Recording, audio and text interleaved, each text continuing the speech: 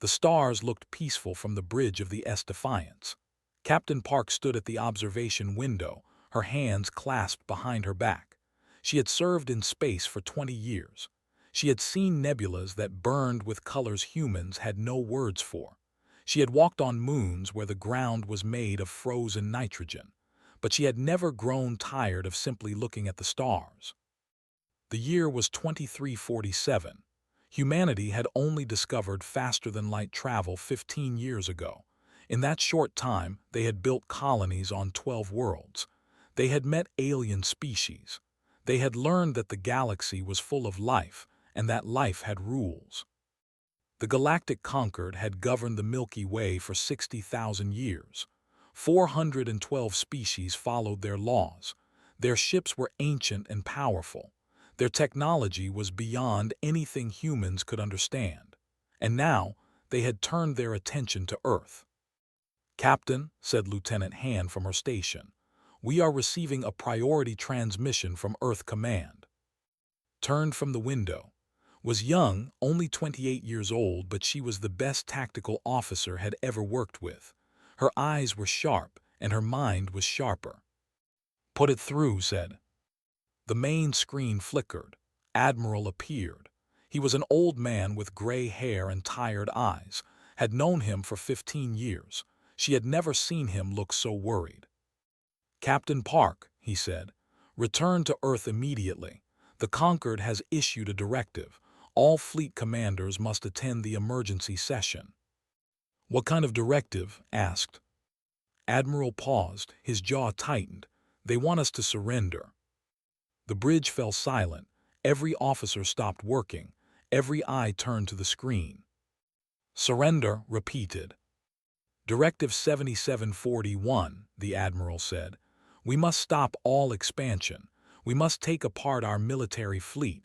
We must submit to something called cultural integration protocols. If we refuse—" He stopped. "If we refuse," pressed. They did not say. They only said there would be corrective measures. Felt something cold settle in her chest. It was not fear. It was anger, quiet anger, the kind that burns slow and never goes out. "I understand," she said. "We will be there in 6 hours." The transmission ended. Looked at her crew. They were scared. She could see it in their faces. They had all heard stories about the Concord, about what happened to species that did not obey. "Set course for Earth," said. Her voice was calm. "Maximum speed." 6 hours later, the Defiance arrived at Earth's orbital station. Took a shuttle down to Geneva, to the Great Hall where the United Nations still met after 300 years. The room was full of politicians, admirals, and diplomats. Everyone was talking. Everyone was afraid. At the center of the room stood 3 holographic projections. They were the alien ambassadors. The first was it looked like a giant insect, nearly 3 meters tall. Its shell was black and shiny. Its eyes were red and cold. The collective believed that strength was the only truth in the universe. The second was a Mora. It looked like a living crystal, beautiful and terrible. Light moved through its body like blood through veins. The Mora hierarchy was the oldest species in the Concord. They had been old when humans were still living in caves. The third was it looked almost human except its skin was blue and its eyes had no pupils. They were known for their cruelty. They smiled when they caused pain. The Mora spoke first. Its voice was like wind through broken glass. "Humanity," it said. "You are young, you are dangerous, you expand too fast, you breed too fast, you think too fast. This cannot continue." It clicked its mandibles. "You will obey Directive 7741. You will stop your expansion. You will destroy your warships. You will accept our guidance. This is not a request." The smiled. "Other species have refused. They no longer exist. Consider this when you make your choice." Stood at the back of the room. She watched the politicians whisper to each other. She watched the fear spread like a disease. Some were already nodding. Some were already willing to kneel. Ambassador stepped forward. He was Earth's chief diplomat, a careful man, a smart man. He chose his words like a surgeon chooses his tools. "Honored representatives," he said, "we thank you for your guidance. We ask for time to consider your generous offer."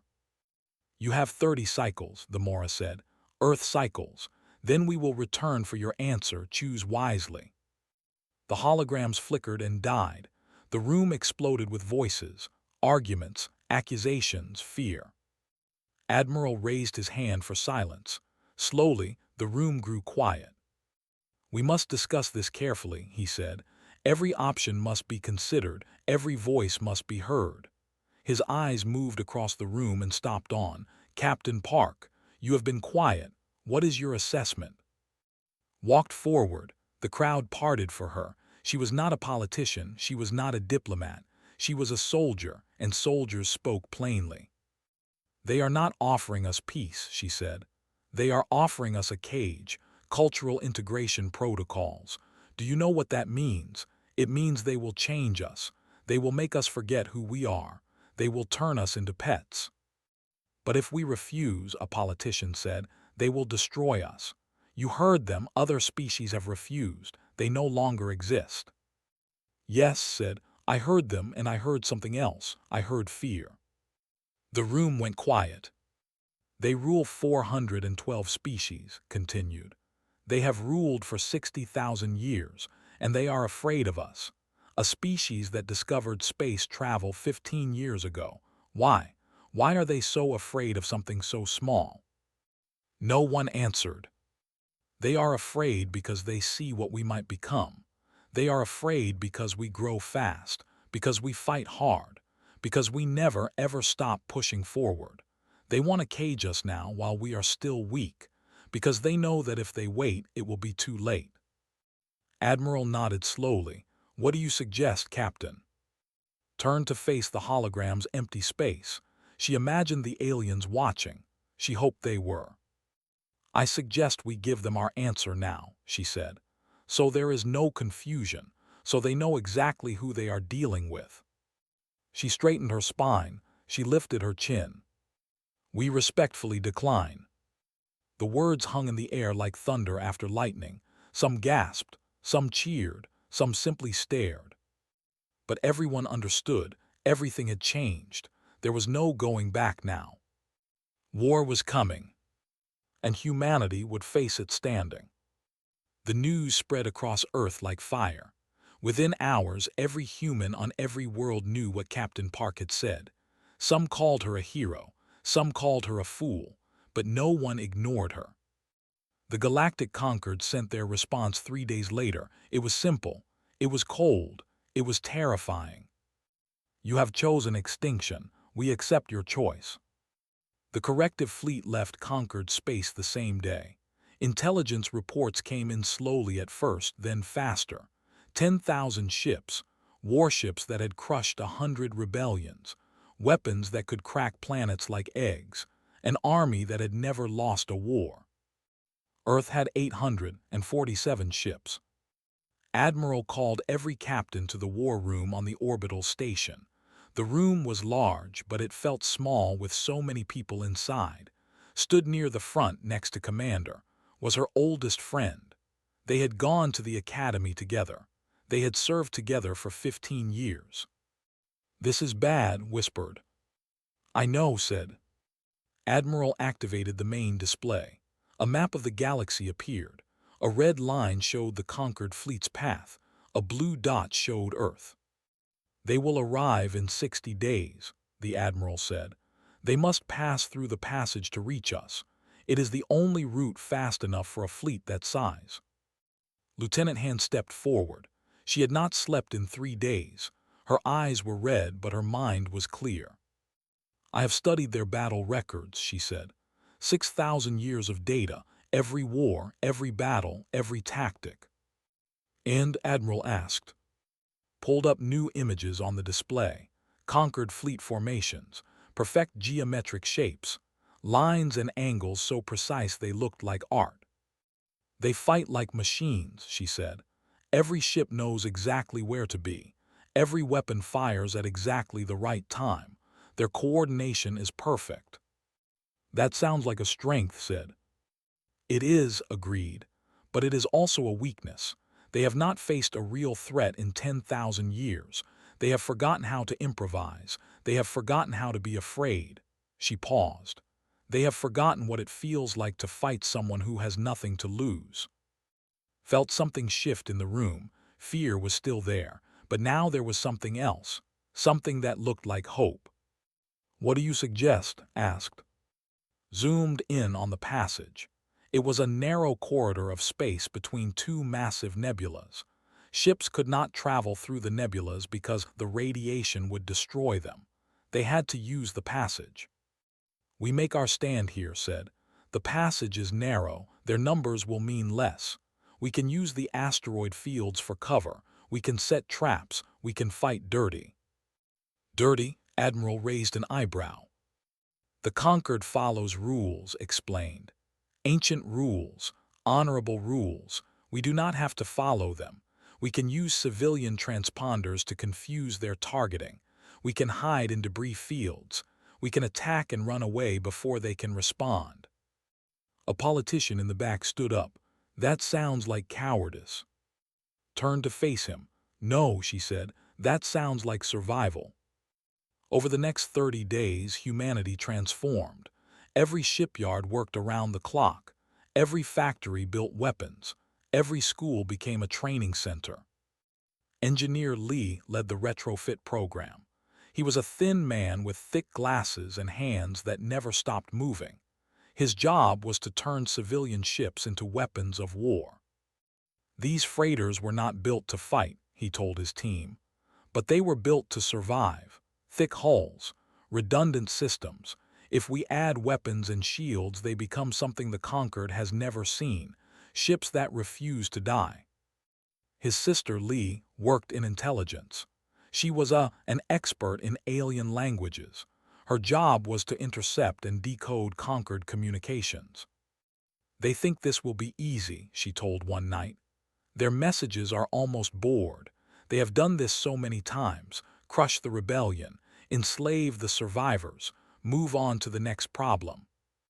"Good," said. "Bored enemies make mistakes." Hesitated. "There is something else. Some of the younger species in the conquered. They are not happy. I intercepted messages between 3 of them. They called humanity interesting. They said they want to see what happens." "Will they help us?"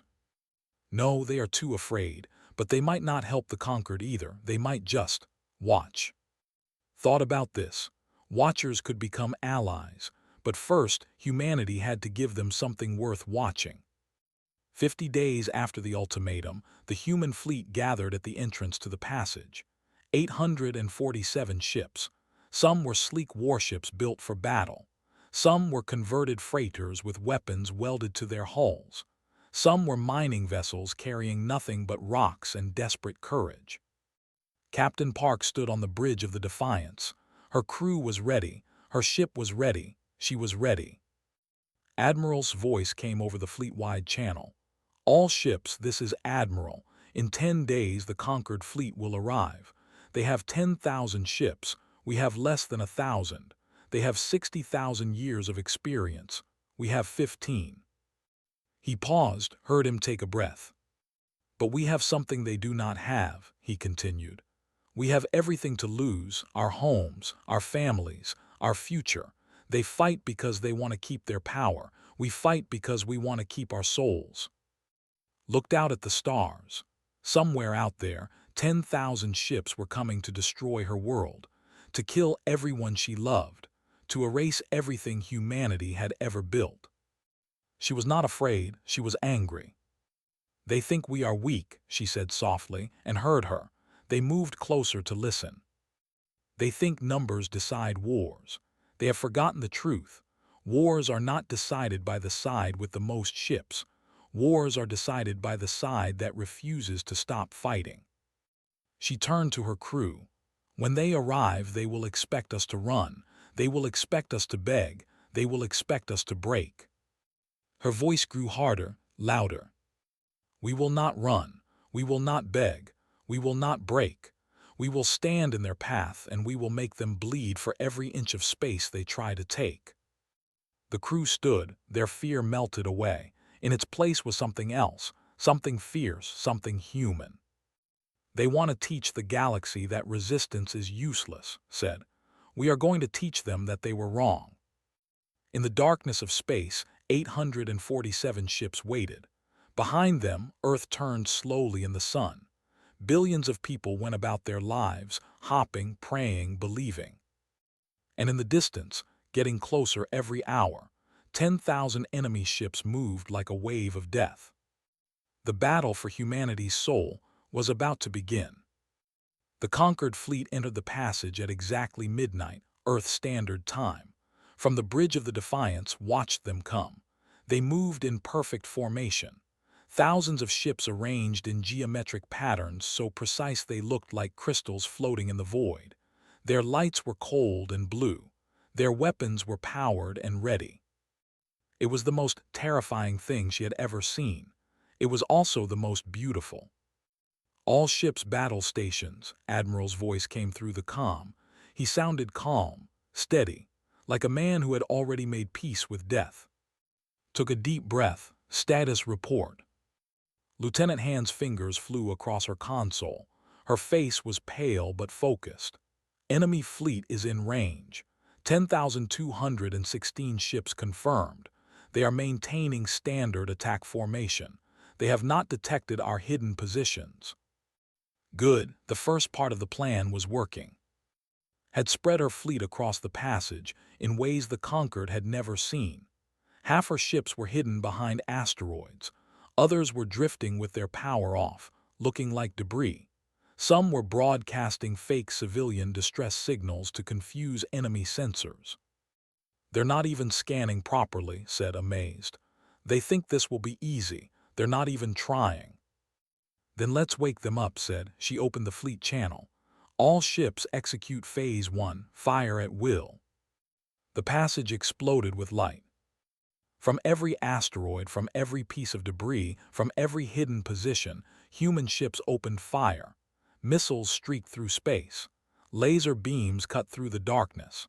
Plasma bolts slammed into conquered shields. The enemy formation shattered. For the first time in thousands of years, conquered ships broke their perfect lines.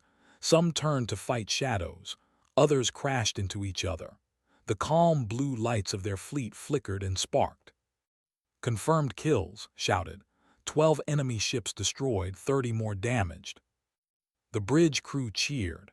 12 ships was nothing compared to 10,000, but it was 12 more than the conquered had expected to lose. The celebration was short. The conquered recovered quickly. Their commanders barked orders. Their ships reformed, and then they fired back. The counterattack was devastating. Conquered weapons were ancient and powerful. A single shot could tear through human shields like paper. A single missile could destroy a ship in seconds. Watched the casualty reports scroll across her screen. The escort ship Dauntless gone. The frigate Morning Star gone. The patrol vessel Wanderer gone with all hands. "All ships fall back to secondary positions," she ordered. "Do not engage directly. Hit and run, make them chase you." The human fleet scattered like leaves in wind. They dove behind asteroids. They flew into radiation clouds that damaged their own shields. They did everything the Conquered's tactical manual said was impossible. And they kept fighting. Commander led the 3rd Squadron. Her ship, the Indomitable, was an old cruiser with scars from a dozen battles. She had painted the ship's name in Korean characters on the hull, "Unbreakable." "Captain Park," her voice crackled through the comm. 3 enemy destroyers are targeting the medical ship Hope. They're trying to kill our wounded." Blood ran cold. The Hope carried over 200 injured crew members. It had no weapons, no shields. It was supposed to stay far from the battle. "Can you intercept?" asked. "I can try." Before could respond, cut the channel. The Indomitable turned and accelerated toward the enemy destroyers. 5 other ships followed her. 6 ships against 3. But the 3 were conquered destroyers, each one larger than all 6 human ships combined. Watched the battle on her screen, her hands shook. Indomitable is taking heavy fire, shields are failing. Gripped the arms of her chair. She wanted to help. She wanted to send reinforcements. But the Defiance was holding the center line. If she moved, the entire formation would collapse. "Come on," she whispered, "come on." The Indomitable did not stop. It kept flying straight at the lead destroyer, weapons blazing. Its shields collapsed. Its hull began to burn, but still it flew forward. At the last moment, activated the ship's self-destruct sequence. The Indomitable's reactor overloaded and exploded with the force of a small star. The blast consumed the lead destroyer and damaged the other two. The hope escaped. Was gone. Closed her eyes for 1 second, just one. She let the grief wash through her like a wave. Then she opened her eyes and pushed it down. There would be time to mourn later, if there was a later. "All ships," she said, her voice steady. "We fight on for the Indomitable, for Commander, for everyone we have lost." The battle continued for 6 more hours. Human ships darted through the passage like angry insects. They stung and retreated, stung and retreated. Conquered ships fell one by one, 50, 100, 200. But humans fell too. The casualty list grew longer with every minute. Watched names scroll past, names she knew, names she had trained with, laughed with, served with. Engineer Lee called from the repair bay. His voice was exhausted. "Captain, we're losing ships faster than I can fix them. I need you to buy me time." "How much time?" "An hour, maybe 2. Looked at the tactical display. The conquered fleet was pressing hard. They had lost over 1,000 ships, but they still had 9,000 more. Humanity had 300 left. "All ships," she broadcast. "New orders, we're going to make them stop." She explained the plan. It was insane, it was desperate, it was their only chance. The human fleet stopped retreating. 300 ships turned and flew straight at the conquered armada. They did not fire. They did not dodge. They just flew forward. The conquered fleet hesitated. This was not in their tactical manuals. Enemies ran away. Enemies surrendered. Enemies did not charge into certain death. Activated the fleet-wide broadcast. She made sure the conquered could hear it too. "You have ruled this galaxy through fear for 60,000 years, she said. "You have forgotten what it means to face someone who would rather die free than live as a subject." The human fleet kept advancing, closer, closer. "Today, you remember." For a long moment, nothing happened. The two fleets faced each other across the void, 10,000 against 300. Then the conquered commander gave an order. His fleet stopped advancing.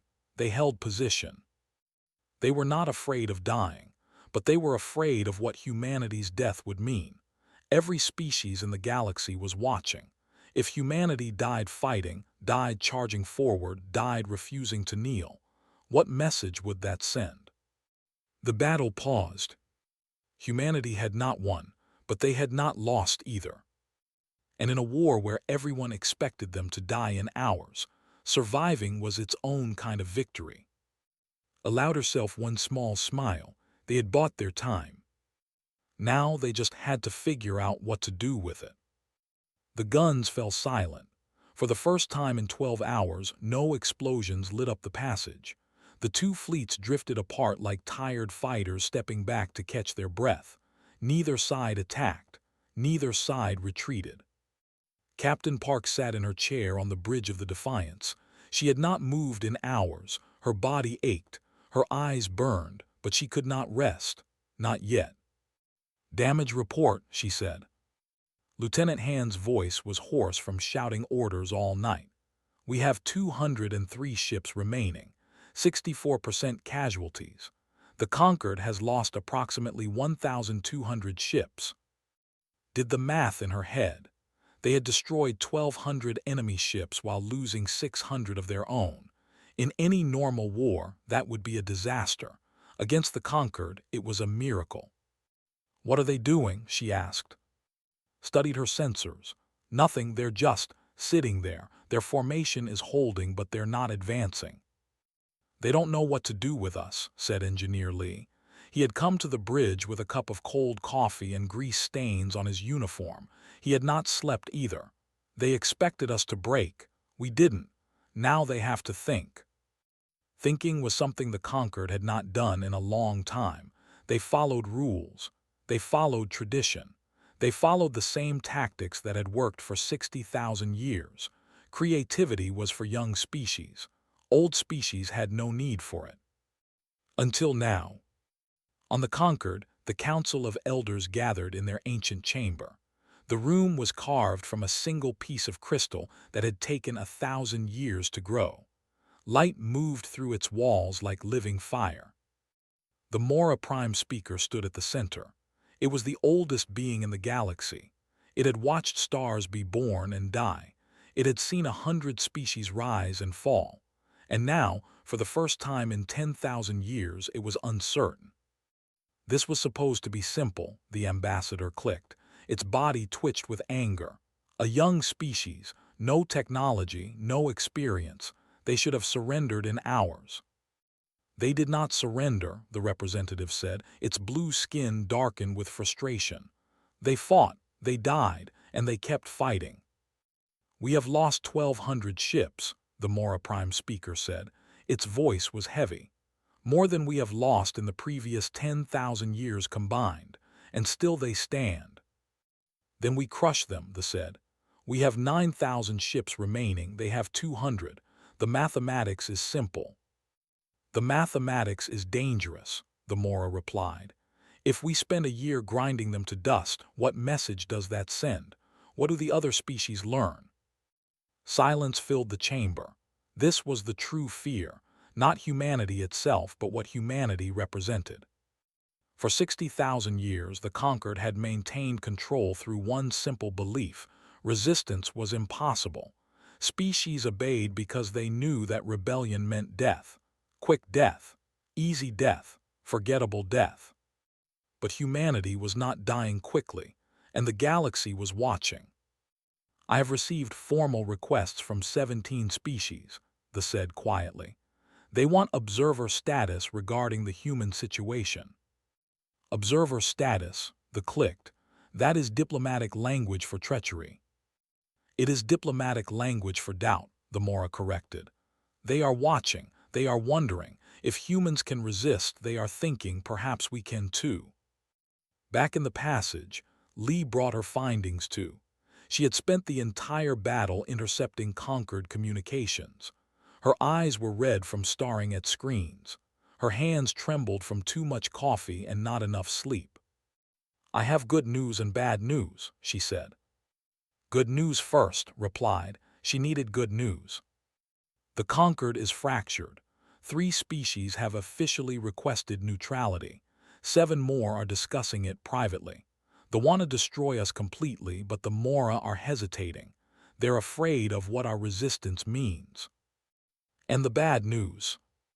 Hesitated. They are pushing for a final assault. They want to sacrifice however many ships it takes to wipe us out. They're arguing that the cost of letting us survive is higher than the cost of destroying us. Stood and walked to the observation window. Outside, the stars burned cold and distant. Somewhere among them, 9,000 enemy ships waited. Behind her, Earth waited. Billions of people who had no idea how close they were to extinction. How long before they decide? She asked. Hours, maybe days. The Mora move slowly, but they are impatient. Admiral's face appeared on the main screen. He looked 10 years older than he had a week ago. Captain Park, you are ordered to return to Earth. The United Nations wants to hear your report. Now was surprised, in the middle of a standoff. The politicians need to make decisions. They need information. He paused. They need to understand what we're facing. Looked at, can you hold command? Nodded, her face was pale but determined. I can hold. Go, tell them what we've done. Tell them it matters.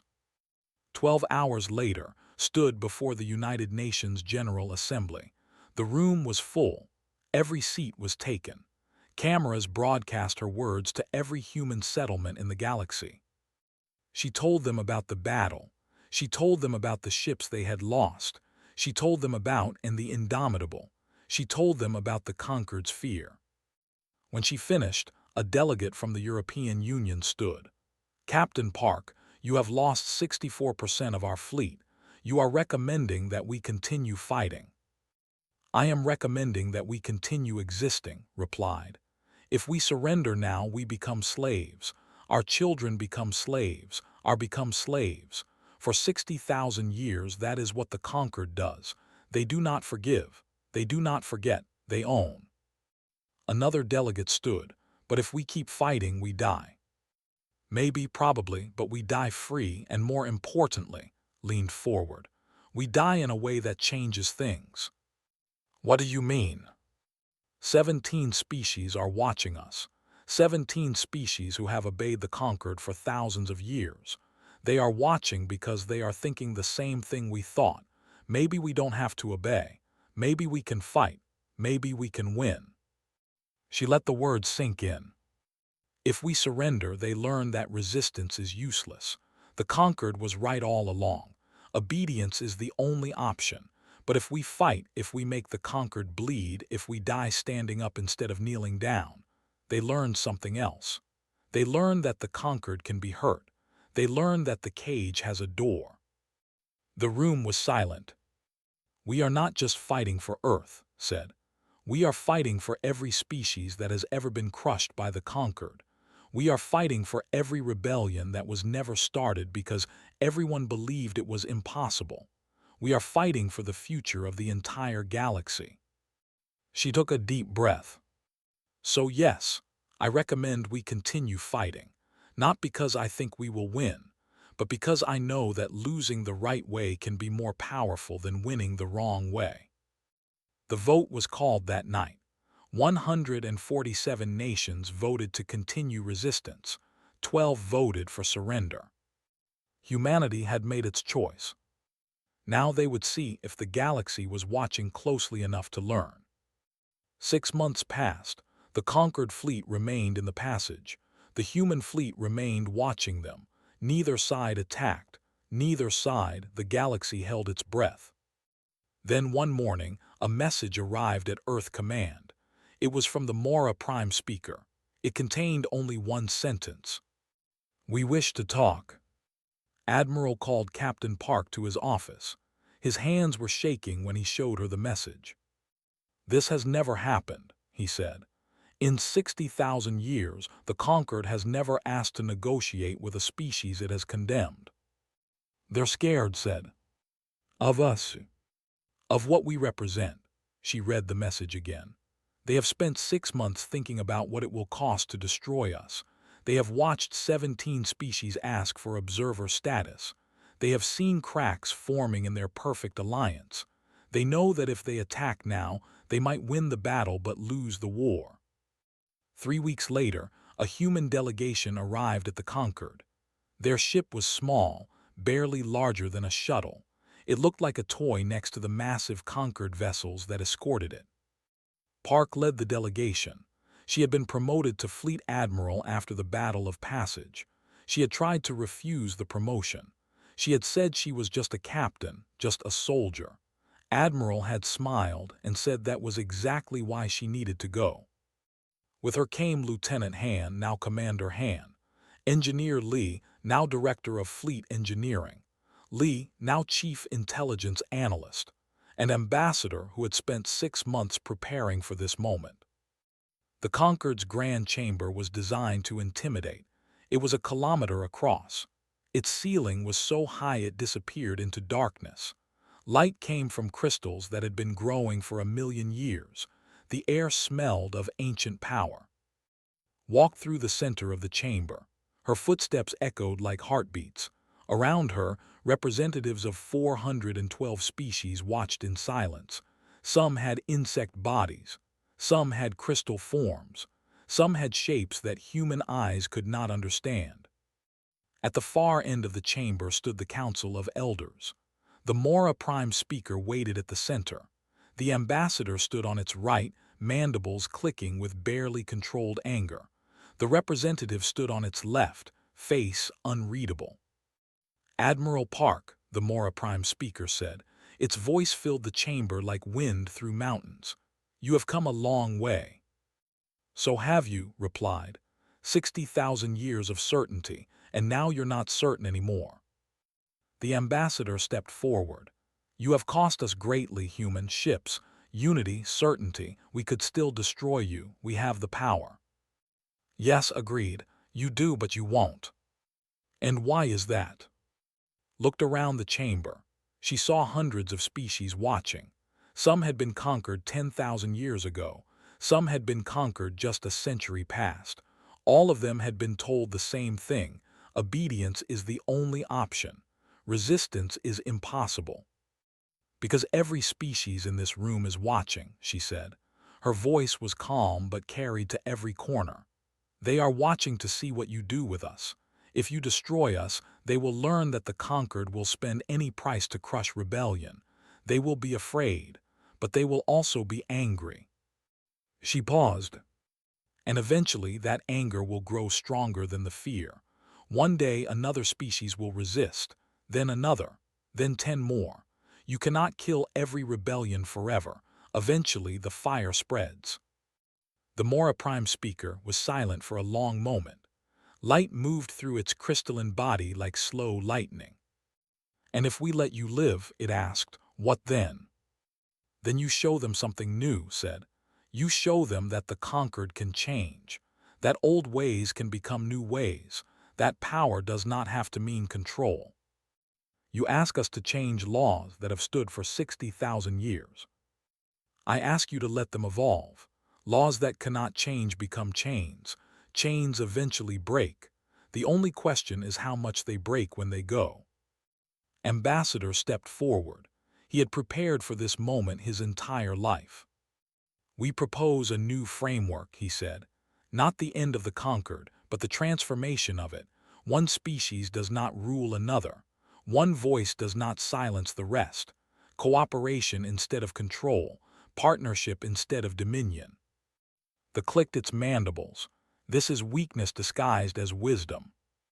"No," said. "This is survival disguised as change. Your empire is old. Old things become brittle, they crack, they break. You can fight that breaking until it destroys you, or you can bend before you break." The Mora Prime speaker turned to look at the assembled species. For the first time in recorded history, it asked them a question. "What say you? Shall we destroy these humans and prove our strength, or shall we listen and prove our wisdom?" Silence filled the chamber. Then slowly one species rose. It was a small species conquered 8,000 years ago. Their representative was barely a meter tall. Its voice was soft, but it carried. "We stand with the humans." Another species rose, then another, then 10 more, then 50.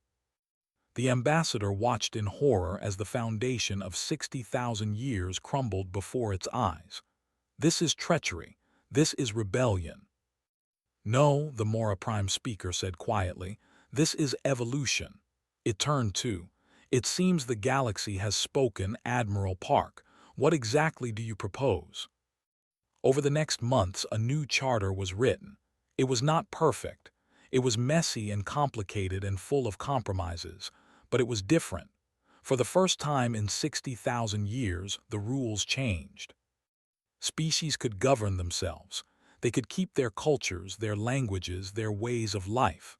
The conquered remained, but as a partnership, not an empire.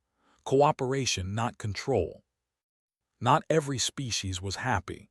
The in anger, the protested, but the majority accepted the change, not because they loved humans, but because they had seen something that changed them. They had seen a small species stand against impossible odds. They had seen that resistance was possible, and once you see that something is possible, you can never unsee it. 50 years later, Park sat in her garden inn. She was old now. Her hair was white. Her hands were wrinkled, but her eyes were still sharp. Her played in the grass.